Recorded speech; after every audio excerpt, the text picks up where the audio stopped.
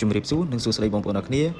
នេះជាវីដេអូដែលខ្ញុំបង្ហាញអំពីរបៀបនៃការ trade របស់ខ្ញុំហើយក៏ដូចជាសកម្មភាពនៅក្នុង community VIP group របស់ខ្ញុំតែងតែ support តែតម្លាក់ជូនបងប្អូនអរគ្នាដូចមុននេះអញ្ចឹងគឺខ្ញុំបានតម្លាក់ឲ្យបងប្អូនអរគ្នានៅក្នុង community VIP group របស់ខ្ញុំគឺចូលបាយនៅតម្លៃ 4412 4413 សម្រាប់បងប្អូនទាំងអស់គ្នាដែលកំពុងមានតម្រូវការសិក្សាស្វែងយល់ទៅលើការទិញលក់ហាងឆេងមាសប្រាក់ប្រេងក៏ដូចជារូបិយប័ណ្ណផ្សេងៗទៅនៅក្នុងវិស័យ Forex បងប្អូនអាចចុះឈ្មោះឥឡូវនេះក្នុងការសិក្សាស្វែងយល់និងប្រឹក្សាយោបល់ទៅលើការទិញលក់អ្វីដែលកាន់តែពិសេសជាងនេះទៅទៀតសម្រាប់បងប្អូនដែលថ្មីមានបំណងចង់ចាប់ផ្ដើមទៅលើវិស័យ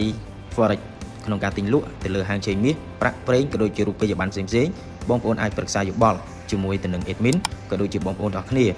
ចាប់ផ្ដើមសិក្សាទៅលើវិស័យ Forex នេះដោយទទួលបានអត្ថប្រយោជន៍ជាច្រើនគឺបងប្អូនមានឱកាសសិក្សាដោយឥតគិតថ្លៃ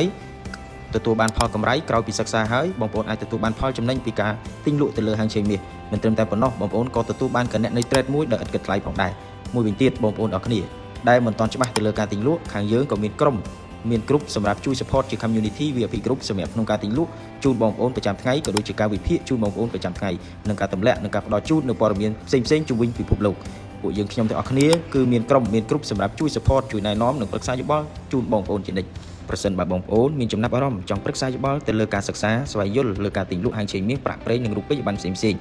និងបងប្អូនដែលមានចំណាប់អារម្មណ៍ចង់បើកគណនីសម្រាប់ trade គណនីដែលមាន spread តូចទាបនិង leverage ធំ